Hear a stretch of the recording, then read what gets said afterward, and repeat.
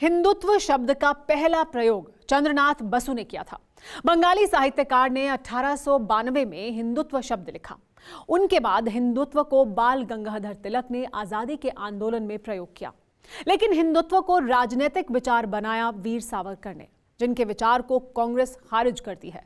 जबकि सावरकर की दिखाई राह पर चलकर बीजेपी ने कांग्रेस को चारों खाने चित कर दिया। केंद्र हो या राज्य, हिंदुत्व के पैरोकारों का परचम लहरा रहा है। हिंदुत्व ने देश की राजनीति की कैसे काया पलट कर दी, टेली सीरीज के इस एपिसोड में देखिए। कोहराम, रूट ऑफ डिस्प्यूट।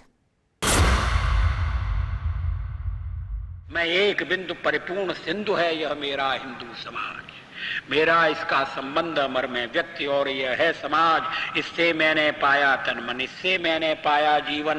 मेरा तो बस कर्तव्य ही कर दूं सब कुछ इसके अर्पण। मैं तो समाज की थाती हूँ, मैं तो समाज का हूँ सेवक। मैं तो समष्टि के लिए व्यष्टि का कर सकता बलिदान। अब है हिंदू तन मन, हिंदू जीवन, रग रग हिंदू मेरा।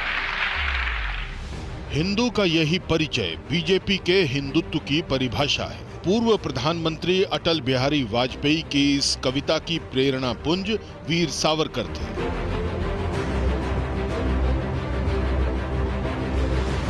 अटल जी वीर सावरकर के मायने बताते थे, हिंदुत्व के विराट विचार की अहमियत समझाते थे। सावरकर माने तेज, सावरकर माने त्याग, सावरकर माने तप, सावरकर माने तत्व, सावरकर माने तर्क, सावरकर माने तारुण्य, सावरकर माने तीर, सावरकर माने तलवार,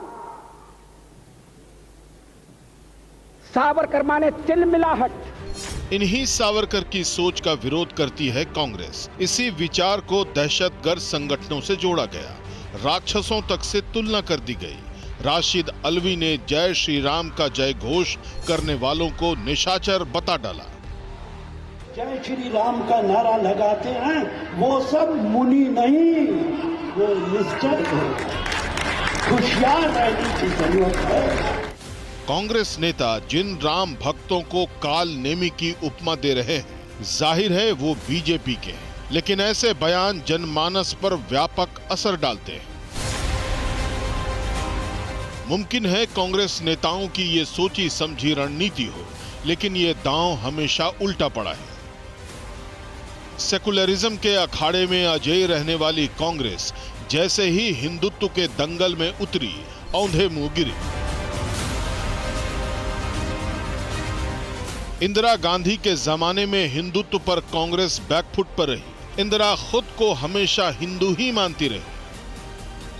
उन्होंने अपने आधिकारिक प्रधानमंत्री निवास में एक छोटा सा कमरा पूजा के लिए बना रखा था। मंदिर में नियमित तौर पर वो आरती करती थी। इंदिरा गांधी अक्सर हवन करवाती थी। वसंत पंचमी के दिन प्रधानमंत्री आवास के मालिक को केवल पीले फूल लाने के आदेश होते थे। चुनावी रैलियों के बीच मंदिरों में जाना उनका रूटीन बन गया था। इंदिरा गांधी ने हिंदू विरोधी छवि को मिटाने के लिए खूब जतन किए थे। लोग बहुत कहते हैं कि जो दंगे हुए 1984 के दंगे हुए, जो बहुत ही बड़ा कलंक है सभ्य समाज पे, उसमें 3000 से ज्यादा बेगुनाह मारे गए। लेकिन उस आतंकवाद के चलते हम ये भी ध्यान में रखना चाहिए 30,000 से ज्यादा जो बेकसूर हिंदू समाज के लोग थे वो भी मारे गए थे। तो ये दोनों तथ्यों को हमें अपनी सामने रखना चाहिए। इंदिरा गांधी की व्याख्या जो हिंदू धर्म के बारे में थी वो बड़ी खुली हुई थी और साफ थी। उन्हें पता था कि देश के बहुसंख्यक समाज हैं, चाहे वो तमिलनाडु में बहुत बड़ा एक जब हिंदू धर्म के दलित समाज के लोग मुसलमान हुए थे तब भी वो बहुत क्षुब्ध हुई थी, या असम में जब एक बार बहुत बड़ा एक नरसंहार हुआ था उसको लेके भी बहुत क्षुब्ध हुई थी वो। तो उन्होंने हमेशा हिंदू हितों को ध्यान में रखा। इंदिरा गांधी की विरासत जब राजीव गांधी के हाथ आई तो वो भी इस दुविधा से उबर नहीं सके। हिंदुत्व और सेकुलर विचारधारा की दो नाव पर राजीव गांधी की सवारी कांग्रेस को बहुत भारी पड़ी। राजीव गांधी ने शाहबानो केस के बाद नाराज हिंदू वोट बैंक को साधने के लिए राम मंदिर के शिलान्यास की इजाजत दी। हिंदुत्व के उभार का ये टर्निंग पॉइंट था। राजीव गांधी के फैसले के बाद भारतीय जनता पार्टी ने राम मंदिर आंदोलन की बागडोर संभाल ली।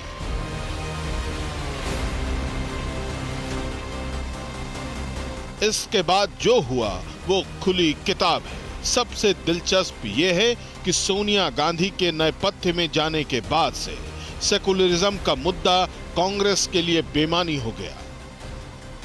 आज कांग्रेसी हिंदुत्व को परिभाषित करने की होड़ में लगे राहुल गांधी की इस कोशिश को जानकार बेवजह समझते हैं।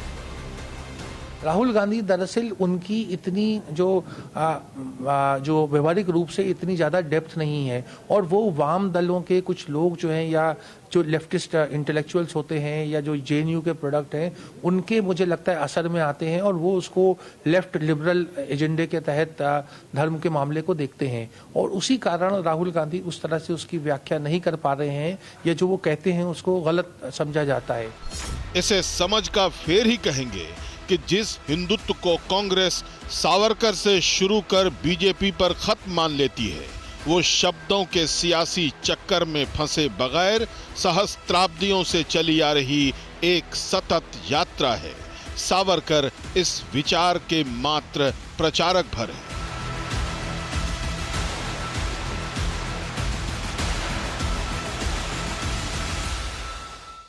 अड़ी सोमवार से शुक्रवार शाम 6 बजे सिर्फ TV9 भारतवर्ष पर। देश बनता है अपने नागरिकों से, ऐसे नागरिक जो अधिकार के साथ कर्तव्य पर भी ध्यान दें, जो सच्चाई का आदर करें लेकिन असत्य से लड़ना भी सीखें, जो सिर्फ जानकार न बने बल्कि जागरूक भी रहें। इस काम में TV9 डिजिटल है आपका मददगार लगातार, ताकि आप भीड़ का हिस्सा न बने बल्कि राह दिखाएं भीड़ को। देखते रहिए TV9 डिजिटल।